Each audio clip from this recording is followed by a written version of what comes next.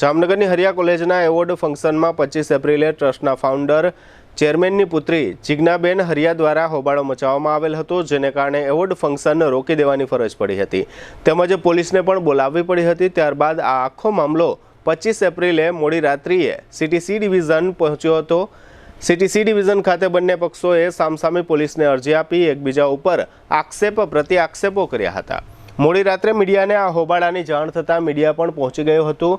Media સમક્ષ Jignaben હરિયાએ Oswal education ટ્રસ્ટના R.K.. Shah અને આર.કે. શાહના શાળા જીનેશભાઈ શાહ ઉપર ગંભીર પ્રકારના આક્ષેપો કર્યા હતા, જેને કારણે આ પ્રકરણે સમગ્ર શહેરમાં ચકચાર મચાવી છે। આ આક્ષેપનો કાઉન્ટર એટેક કરવા માટે ગઈકાલે મંગળવારે સાંજે હરિયા સ્કૂલના ઓડિટોરિયમ હોલમાં ઓસવાડ એજ્યુકેશન ટ્રસ્ટના મેનેજિંગ ટ્રસ્ટી આર.કે. શાહની સહીથી એક પત્રકાર પરિષદ બોલાવવામાં આવી હતી, જેને કારણે ઓસવાડ એજ્યુકેશન ટ્રસ્ટનો વિવાદ વધુ વકરશે તેવો અણસાર મળી રહ્યા છે।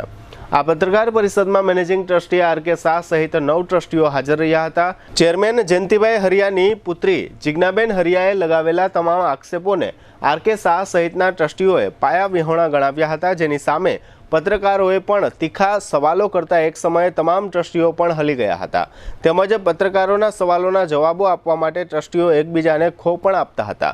ખાસ કરીને પત્રકારોએ ઓસવાડ હાઇટ્સના વર્ષો પહેલા ફ્લેટ વેચી માર્યા છે, તેની ચેરિટી કમિશનર પાસેથી મંજૂરી લીધી છે।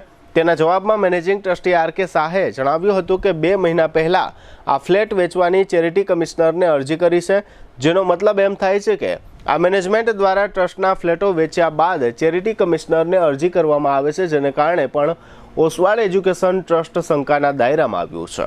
આ ઉપરાંત આ પત્રકાર પરિષદમાં એવો પણ પ્રશ્ન ઉઠાવવામાં આવ્યો હતો કે 1 નંબરના પૈસા જે ચેકથી આવેલા હોય તે તો ટ્રસ્ટમાં જમા થયા હશે, પરંતુ બાકીના રોકડા આવેલ એટલે કે 2 નંબરના પૈસા કયા ખાતામાં જમા કર્યા છે તેના જવાબો કોઈ ટ્રસ્ટીઓ આપી શક્યા ન હતા। આ ઉપરાંત ટ્રસ્ટની 18 સંસ્થાઓ માટે સ્ટેશનરીઓ પણ મહાવીર નામની પેઢીમાંથી જ કેમ આવે છે તેના જવાબમાં પણ ટ્રસ્ટીઓને પરસેવો વળી ગયો હતો। આ સંસ્થાના ફાઉન્ડર ચેરમેન તરીકે જયંતિભાઈ હરિયા કાર્યરત છે, પરંતુ તેઓની આ ટ્રસ્ટમાં કોઈ જાતની નોંધ લેવાતી નથી, જેને કારણે તેમનું સમગ્ર પરિવાર હાલના તમામ ટ્રસ્ટીઓથી નારાજ છે, જેને કારણે છેલ્લા 1 વર્ષથી ટ્રસ્ટમાં અંદરોઅંદર લડાઈ ચાલતી હતી, જે 25 એપ્રિલે જાહેરમાં આવી છે। આ કોલેજ કરોડો રૂપિયાનું ફંડ ધરાવે છે તેમજ કરોડો રૂપિયાની મિલકતો પણ ધરાવે છે અને વર્ષે દહાડે કરોડો રૂપિયાની આવક મેળવે છે। આવક જાવકના હિસાબમાં પણ મોટા પ્રમાણમાં લાલિયાવાડી ચાલે છે તેવો ખુલ્લો આક્ષેપ હરિયા પરિવાર તરફથી તાજેતરમાં જ કરવામાં આવ્યો છે। બધા ટ્રસ્ટીઓ ભેગા મળીને આ ફાઉન્ડર ચેરમેન જયંતિભાઈ હરિયાને એકલા ઉપાડી લીધા છે। આ સંસ્થામાં ચાલતી પ્રવૃત્તિ તથા આવક જાવકની કોઈ પ્રકારની માહિતી આ ફાઉન્ડર ચેરમેન જયંતિભાઈ હરિયાને આપવામાં આવતી નથી, જેને કારણે પણ હરિયા પરિવાર હાલના ટ્રસ્ટીઓથી ખૂબ જ નારાજ છે। આ રીતની હેરાનગતિને કારણે ફાઉન્ડર ચેરમેન જયંતિભાઈ હરિયા પણ નમતું જોખે તેવા નથી। આવતા દિવસોમાં જયંતિભાઈ હરિયા કાયદાકીય કાર્યવાહી કરી આગળની રણનીતિ જાહેર કરશે। આ પત્રકાર પરિષદમાં અમુક ટ્રસ્ટીઓ દૂધના ધોયેલા હોય તે પ્રકારે પત્રકારો સમક્ષ પોતાનો બચાવ કરતા હોવાનું પણ જોવા મળ્યું છે।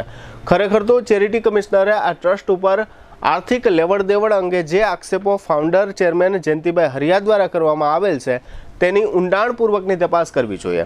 જો ગેરરીતિ માલુમ પડે તો કાયદેસરની કાર્યવાહી કરવી જોઈએ તેવું નગરના જાગૃત નાગરિકો જણાવી રહ્યા છે। ફાઉન્ડર ચેરમેન જયંતિભાઈ હરિયાને કયા કારણસર આ ટ્રસ્ટની વિગતો આપવામાં આવતી નથી તેવો વેધક પ્રશ્ન પણ પત્રકારોએ કરતા ટ્રસ્ટીઓ બચાવ પક્ષે કોઈ જવાબ આપી શક્યા ન હતા। હવે એ જોવાનું રહ્યું કે આ પત્રકાર પરિષદ બાદ જયંતિભાઈ હરિયા તેના કાઉન્ટર એટેક માટે કઈ પ્રકારની રણનીતિ અજમાવે છે। જામનગર સહિત ગુજરાતની જનતાને આ પત્રકાર પરિષદમાં ટ્રસ્ટીઓ અને પત્રકારો વચ્ચે શું ચર્ચાઓ કરવામાં આવી તેની માહિતી ઘર બેઠા મળી રહે તે માટે અમો આપને આ પત્રકાર પરિષદના લાઈવ દ્રશ્યો બતાવી રહ્યા છીએ। પત્રકાર પરિષદના આ રહ્યા લાઈવ દ્રશ્યો।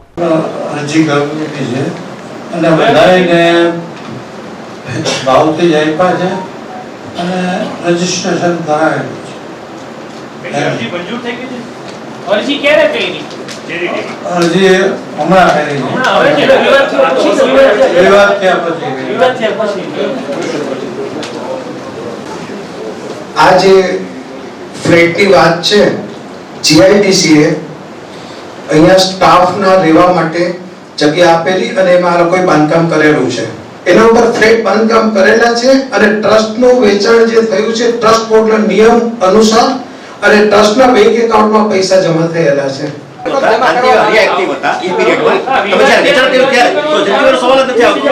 જયંતિભાઈ જે ટ્રસ્ટી આખા સમગ્ર ટ્રસ્ટી મંડળની છે. ખબર જ નથી, એને ખબર જ નથી. વિવાદ છે,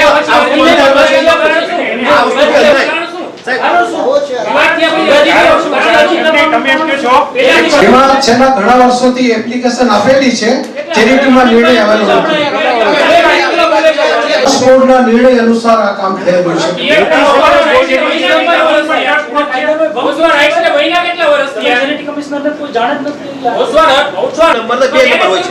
બે નંબર કેટલા આવ્યો ને એક નંબર પૈસા કેટલા? વાત એટલી છે સાહેબ, એટલે લોકો તમારો શંકા કરે છે.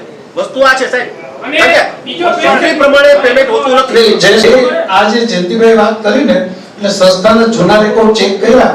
જ્યારે ટ્રસ્ટ બોર્ડની મીટિંગ જેમાં જયંતિભાઈની હાજરી છે, જયંતિભાઈની સાઇન છે, રિઝોલ્યુશન મારી પાસે અવેલેબલ છે. કદાચ તમારે જોવા હશે પર્સનલી, હું તમને ટ્રસ્ટના રેકોર્ડ પરથી બતાવી શકીશ. અમે વેરીફાઈ કરીને પૂરા જવાબદારીના ભાન સાથે કહું છું, જયંતિભાઈ કદાચ ભૂલી ગયા લાગે છે, પણ આ પૂરા ટ્રસ્ટ બોર્ડના નિર્ણય મુજબ રમણીકભાઈએ આ કરેલું છે. કે જે પાઠ્ય પુસ્તકો છે, સ્ટેશનરી છે, આપણે જે જોતી હોય એ પણ આપણે સગા સંબંધીઓના ઓથી આવે છે. વસ્તુ આ છે કે એનો પણ ટ્રસ્ટ નથી.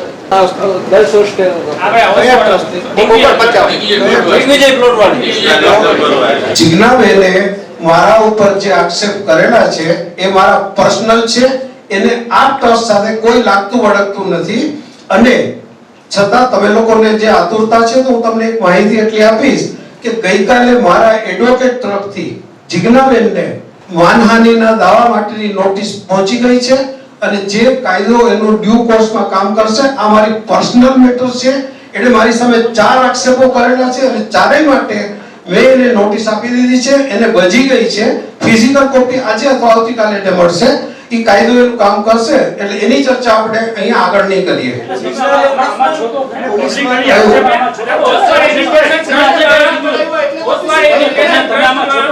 ઓસર એજ્યુકેશન ટ્રસ્ટમાં દિનેશભાઈની નિમણૂક કેવી રીતના થઈ, પ્રશ્ન જેનો જવાબ એ છે. ઓસર એજ્યુકેશન ટ્રસ્ટમાં દિનેશભાઈની નિમણૂક છે એ સ્પેશિયલ ઇન્વેન્ટિવ તરીકે થઈ છે. એનો ઈમેલ થ્રુ એને જાણ કરવામાં આવી છે. એનો ઈમેલ બધા ટ્રસ્ટીઓને ગયો છે. ના ના, એ પણ તમે એની સીસીટીવી કાઢી તમે એક ત્યારે રેકોર્ડ પારસભાઈ તમે મને મળજો કે ભાઈ એમાં જયંતિભાઈને મેળો નથી પડ્યો. એ આપણે બે ભાઈઓ ચેક કરી લઈશું, આજે ચેક કરી લઈશું. ઓકે, એક આને બતાવી દો, પારસભાઈને બતાવી દઉં. સોશિયલ એજ્યુકેશન ટ્રસ્ટ કુલ 11 ટ્રસ્ટી છે અને ભારત લોકશાહી દેશ છે. આ ટ્રસ્ટ એ લોકશાહી છે, એમાં બહુમતીથી હાલતું હોય. એટલે 11 ટ્રસ્ટીમાંથી અત્યારે 9 ટ્રસ્ટીઓ અત્યારે આમાં હાજર છે. આઈ રિપીટ, 1 2 3 બાકીના બધા ઓનલાઈન હાજર છે. એટલે જે માની લે કે ભાઈ કદાચ એકાદ જણાએ કોઈ ના પાડી હોય પારસભાઈ, તો એ પ્રમાણે નથી હોય. પણ જે નિમણૂક થઈ હતી અથવા તો સ્પેશિયલ એન્ટિટીમાં માની લે કે દિનેશભાઈ એક નથી, સ્પેશિયલ એન્ટિટી માની લે કે ભાઈ 4 છે, તો એનો જે મેલ નાખ્યો હોય અથવા તો માની લે કે એ લોકોને જે લેટર આપ્યો હોય એ બધા ટ્રસ્ટીને ઈમેલ ગયો જોઈએ. એ તમારે રેકોર્ડ જોવો હોય તો મને કહેજો, હું તમને દેખાડી આપીશ. કે બિલ પણ ઓવર આવે છે. 100 બુક આવીને 1000 ની બુક કરાવે, ઈ પણ ઓવર બિલ આવે સાહેબ. ઈ બિલ પાસ થાય છે આ ટ્રસ્ટમાંથી. એટલે એના માટે જરા નાનકડી વાત કરી દઉં. ભાઈનો પ્રશ્ન એ છે કે ભાઈ જિજ્ઞાબેનને ટ્રસ્ટ સાથે વાંધો શું છે વગેરે વગેરે. એનો સાહેબ એનો કદાચ જવાબ મારા કરતા કદાચ એટલા માટે જ આ પ્રેસ રિલીઝ કે પ્રેસ કોન્ફરન્સ છે સાહેબ ઓસર એજ્યુકેશન ટ્રસ્ટ ફેમિલી બોલાવેલી છે. આઈ રિપીટ, બધા ટ્રસ્ટીઓ હાજર છે, કમિટી મેમ્બર હાજર છે, હેડ્સ હાજર છે, સ્ટાફ મેમ્બર હાજર છે. એટલે અત્યાર લગી છેલ્લા 2 મહિનામાં જિજ્ઞાબેનને શું વાંધો છે મને ખબર નથી, પણ એના વાંધા ઘણા બધા ખબર છે કે ભાઈ કદાચ નાનો માણસ પ્યુન હોય તે કરીને પ્રિન્સિપલ હોય, તમે કયો એને આપણે ઉભા કરીને પૂછીએ કે ભાઈ તમને હેરાન કરવામાં આવ્યા કે ના આવ્યા, તમે કયો એને ઉભા કરીને પૂછીએ આપણે. પણ સાહેબ એનો ઇન્ટેન્શન મને નથી ખબર, મને મારી ખબર છે કે એ મારા માણસને હેરાન કરે છે. એનો ઇન્ટેન્શન એને પૂછો. ના ના, કહું છું ને સાહેબ, આ રીઝન દીધું છે. તમે શું કહ્યું? તમે 3 મહિનાથી હેરાન કરે છે કે 6 મહિના? હા બોલો. તમે શું કહ્યું? આપણે એની સામે સાહેબ પોલીસમાં એપ્લિકેશન આપી કેટલી વાર? 2 વાર. એનું ક્યારે તમને એનું શું થયું? એનું શું થયું છે એ તો મારાથી કે તો પોલીસ ને પોલીસમાં એપ્લિકેશન ફરિયાદ ઓછી આવી હા. પછી એના ઉપરથી ફરિયાદ દાખલ થાય તમે ઠીક છે એ ફોલો હા એ કહું છું એનું એપ્લિકેશન હમણાં જ આ બધી 2 મહિનાની મેટર છે. એની એપ્લિકેશન મેં નહીં બધા હેડ્સ ની સાઇન થી ટ્રસ્ટીઓની બધાની સાઇન થી એ પોલીસમાં એપ્લિકેશન એની આપેલી કેટલા છે. સમયગાળામાં? એ 2 મહિનામાં 2 વાર આપેલી છે, ડેટ યાદ નથી. અને ઓક્સફોર્ડ એજ્યુકેશન ટ્રસ્ટ છે એક જ હું પૂછતો અમે સ્વીકાર્યા છે સાહેબ, અમને ચેરમેન સાહેબ આરે વાંધા, ચેરમેન સાહેબ આવી રહ્યું ચેરમેન સાહેબ આરે ચેરમેન સાહેબ સ્વીકારે છે. મારી તમે એક જવાબ આપો એટલે ખરેખર વાત કરીએ જયંતિભાઈ છે ને પહેલેથી ફાઉન્ડર ચેરમેન હતા. કાંતિભાઈ ક્યાં રોલ હતો, આ તો બે ભાઈઓને કોમ્બિનેશન હતું કે મોટા ભાઈ કાંતિભાઈ વ્યવહાર કરે છે એટલે એ દખલગીરી નહોતા કરતા, પણ જ્યારે એક્સપાયર થઈ ગયા પછી એને તમે સ્વીકારતા નહોતા. કાંતિભાઈ જયંતિભાઈ તમે તો સ્વીકારતા એટલે એને કોર્ટમાં જવું છું. આ વાસ્તવિકતા છે, તમારા કાંતિભાઈ ક્યાં રોલ જ નહોતું. આ વાસ્તવિકતા છે, આ પૂછો તમે એના સનને બિહાર દે, તમે એના સનને આગળ કર્યા છે સાહેબ. કાંતિભાઈ તમારા કયામાં હતા, જયંતિભાઈ એના ફેમિલીનો મેટર હતી. પૂછી જો કોઈને ટ્રસ્ટી હતા જ નહીં, પૂછી જો તમને કહ્યું હતા રેકોર્ડ પર હતા, તમે મને યસ કે નો કહો હતા કે નહોતા. હું તમને જે કહું છું હું પેલા બોલું તમને કહું, જયંતિભાઈ સાયલેન્ટ હતા કે નહોતા એના પરિવારની હિસાબે. ઈમેલથી કરી દેવામાં આવ્યું, ઈમેલથી એટલે હું તમને એ કહું છું કાંતિભાઈ જ્યારે હતા હયાત હતા ત્યારે એ ફાઉન્ડર ચેરમેન તો સાહેબ જ હતા. ફાઉન્ડર ચેરમેન કોણ હતા? જયંતિભાઈ હતા. એ તો નક્કી છે કાગળ ઉપર, છતાં કાંતિભાઈ વહીવટ કરતા હતા એના ભાઈને એ બધું સંકલનમાં રહીને. એ સાહેબ એ પાછું તમને કદાચ એમાં નાનકડી કે પહેલા ફાઉન્ડર ચેરમેન જયંતિભાઈ જ હતા. યસ, હા. પછી ટ્રસ્ટ બોર્ડના ઠરાવથી જ કાંતિભાઈ ચેરમેન બન્યા છે. પાછી મારી વાત એને કે સાંભળો તો ખરી, તમારે હું જે બોલું છું કે તમને એવિડન્સ તમે બોલો છો મને એવિડન્સ જોઈએ છે, બરાબર છે. એટલે જે કાંતિભાઈ ચેરમેન બન્યા છે ટ્રસ્ટ બોર્ડના ઠરાવ એમને નથી બની ગયા, ટ્રસ્ટ બોર્ડના ઠરાવથી ચેરમેન બની ગયા છે. પછી કાંતિભાઈના ડેથ પછીની વાત જે મેં હતી એ વાત અહીંયા મેં કરી દીધી હતી સાહેબ. ચેરમેન પદ છે મારી મેટર જ નથી ને સાહેબ. ચેરમેન પદ મારી ક્યાં મેટર છે? ચેરમેન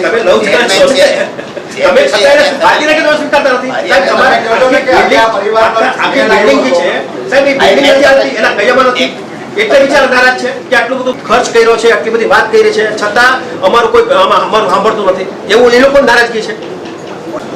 કદાચ સામે હોય અથવા તો માની લે કે કઈ મનદુખ હોય તો આપણે ટેબલ ઉપર બેસી લેવું જોઈએ. હું જાહેરમાં કહું છું આપણે ટેબલ ઉપર સાહેબ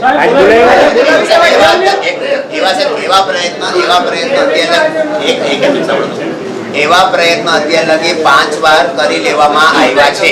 આઈ રિપીટ, કેટલી વાર થાય? એવા પ્રયત્ન સમાજના શ્રેષ્ઠીઓ દ્વારા અત્યાર લગી 5 વાર આવા પ્રયત્ન કરી લેવામાં આવ્યા છે. તમે કોઈ કોલેજની કે કોઈ ટ્રસ્ટની આવક જાવકના વ્યવહાર છે એ સાહેબ તમે નથી આપતા એટલે નારાજગી છે, કાઢી મૂકો છો.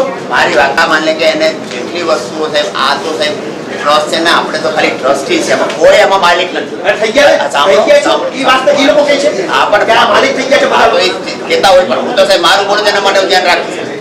એટલે પાછી નાની વાત રિપીટ કરું સાહેબ, જેટલી વસ્તુમાં એને મેલથી માંગ્યા છે એમાંથી કોઈ એક વસ્તુના એને જેટલા ફિનાન્સિયલ સ્ટેટમેન્ટ જોતા હોય બધા ફિનાન્સિયલ સ્ટેટમેન્ટ આપણે 1 વાર નહીં 4 વાર નહીં 5 વાર આપવામાં આવ્યા છે. હજી જોતા હોય લીગલ ડોક્યુમેન્ટ જે ટ્રસ્ટ પાસે હોય દે. કોઈના માને કે ભાઈ જીનેશભાઈ પર કે પર્સનલ કે રમણીભાઈને પર્સનલ કે પર્સનલ તો માણસ નથી દેવાના ને. યસ કિંજનભાઈ તમે કીધું કે મેડમના નંબર આપું છું, મેડમ સાથે વાત કરાવું છું, કાંઈ વાત થઈ નહીં. એક મેટર હોય તો એ મેટરની સામે ખુલાસો કરવામાં આટલા બધા 5 દિવસ ટૂંકા, 5 દિવસ પછી જ પ્રેસ કોન્ફરન્સ બોલાવવામાં આવી. એટલે એનો મતલબ એ થયો કિંજલભાઈ એક જ લાઈનમાં કહું છું સાહેબ કે એ લોકોએ બાઇટ આપી એમાં તમને કે ચેરમેને હજી કહું છું ચેરમેન રિસ્પેક્ટેબલ જ માણસ છે. ચેરમેને કદાચ કીધું હોય ને સાહેબ કે આ માણસ જરા વિચારો સાહેબ બોલું છું, વાત નથી સાહેબ ભૂલી જાઓ. હું ટ્રસ્ટી સાહેબ જ બોલું છું અને સાહેબ હું સાવ આમાં રખેવાળા જ છું સાહેબ. કાંઈ પર્સનલ ઇન્ટેન્શન કોઈના નથી વગેરે. પાછી આપણે વાત રિપીટ કરીએ સાહેબ. ચેરમેન સાહેબ એ માન લે કે એના કાર્યક્ષેત્રમાં જેટલું આવતું હોય ટ્રસ્ટ ડીડની કદાચ તમને કોપી જોતી હોય સાહેબ તો આપણે તમને કોપી વાંચવા આપશે. એના જેટલા રાઇટ્સ હોય એટલા આપણે માનીએ જ છીએ. પણ જે બાઇટ આપવામાં આવી કોને બાઇટ એટલે તમે જોઈ લેજો કોને બાઇટ આપ્યા. એમાં ચેરમેનનું કહેવાય તો મારે કદાચ સાંભળવું હોય. બીજી વસ્તુ તમે કીધું કે કેટલા સમય પછી મોડું, 4 દિવસ પછી શું કામ મોડું આવ્યું સાહેબ? સાહેબ 4 દિન પછી મોડું એટલા માટે આવ્યું કે સાહેબ માણસો ત્રાસી ગયા છે. તમે લેટર તમે જુઓ ને કે તમને સ્ટાફ મેમ્બર એમ કહે છે, સ્ટુડન્ટ હવે એમ કહે છે, મારા હેડ એમ કહે છે, તો હવે કામ કરી શું કરવાનું બોલો મારે? આજથી 2 મહિના પહેલા રમણીકભાઈની ઓફિસમાં જઈને મેડમ તોડફોડ કરી આવ્યા. સાંભળો ત્યારે રમણીકભાઈ એમ બોલ્યા કે મારી દીકરી છે. ચેરમેન તરીકે કોઈ વાંધો નથી. આ દીકરી પેઢા ઉપર કરો કાનૂની કાર્યવાહી. તમે તો આટલા બધા જાણકાર છો, હોશિયાર છો, જિજ્ઞેશભાઈ કે ભગદેવભાઈ આવડી સંસ્થાને નુકસાન કરતો હોય એટલો હા 2 મિનિટ નહીં તમે ઇન્વાઇટીસ કેટલા વર્ષથી 2 મહિનાથી જ બધું invite નહીં, રમણીકભાઈના સાડા કેટલા વર્ષ એટલે ઈ છે ને દર્શનભાઈ હું તમને કહું એમના ને રમણીકભાઈના શું રિલેશન છે ને ખરેખર અમને નથી ખબર. આ તો પછી જિજ્ઞાબેન અમને કીધું એટલે ખબર. હવે જે સ્ટેજ ઉપર જિજ્ઞાબેને વાત કરી કે આની લાયકાત એક જ છે, જેમ તારક મહેતામાં જેઠાલાલ ને સુંદરલાલ છે, રમણીકલાલ ને જીનેશભાઈ છે. રમણીકભાઈના કહેવાથી મેં કહ્યું હું જરા સ્ટડી કરીશ અને મને સ્ટડી કરવામાં સરળતા રહે એટલા માટે 17-3 વે જયેશભાઈ તમને અને પારસભાઈ તમને બેને મોકલેલા છે. અત્યારે તમારા બેને સવાલ હતા એટલે 17-3 મને પરમેનન્ટ ઇન્વાઇટીનું આમંત્રણ આપેલું. ત્યાર પછી પહેલી મીટિંગ મેં એટેન્ડ કરી. એમાં જયંતિભાઈએ વિરોધ કર્યો કે પરમેનન્ટ ઇન્વાઇટીની આપણા ટ્રસ્ટમાં જોગવાઈ નથી. ત્યારે બીજા ટ્રસ્ટીઓ કહ્યું કે વિલનભાઈ અને પરિમલભાઈ 1 વર્ષથી છે. હવે તમારા બધાય સવાલના જવાબ આવી ગયા કે જીનેશભાઈના આવવાથી પરમેનન્ટ ઇન્વાઇટીની જોગવાઈ નથી. જયંતિભાઈને યાદ એટલા માટે આવ્યું કે એણે જે અત્યાર સુધી દર્શનભાઈ તમે જે કહો છો કે તમારે આ કરવાનું હતું, આ બધા સજ્જન ટ્રસ્ટીઓ ન કરી શક્યા અને મારા આવવાથી એને ડર લાગ્યો એટલે એને મને ટાર્ગેટ કર્યા. પણ વધારાની માહિતી આપું, હું રમણીકભાઈના સાડા છું એમ જયંતિભાઈ મારા સાડા છે કે જયંતિભાઈ આ મેટરમાં ખોટા છે અને જીજ્ઞા અમારી દીકરી છે. હું આના વિશે વધુ વાત નહીં કરું, પણ સમય આવે તમને બધાને જાણ થશે અને મારી પાસે ઘણી બધી વિગતો છે. તમે કોઈ વિચાર્યું ન હોય એ ટાઈપના કાગળ મારી પાસે રાઇટિંગમાં છે. એણે મારી સામે 4 આક્ષેપો કર્યા છે અને મેં એને ચારેય સામે નોટિસ આપી છે કે એક પુરાવો આપો મને, અધરવાઇઝ કોન્સિક્વન્સીસનો સામનો કરવા તૈયાર રહેજો. અને મારી અહીંયા આવવાથી ઈ જ પેટમાં દુખાવો છે એટલે આ બધું ઉપાડો છે. બાકી જીનેશભાઈ પણ આજે ડંકેથી ચોટ રૂપે તમારા માધ્યમથી જાહેર કરું છું કે હવે હું ઓફિશિયલી આ ટ્રસ્ટમાં જોડાઈ રહ્યો છું અને જેની તાકાત હોય મને એમાંથી ઉખાડી લે.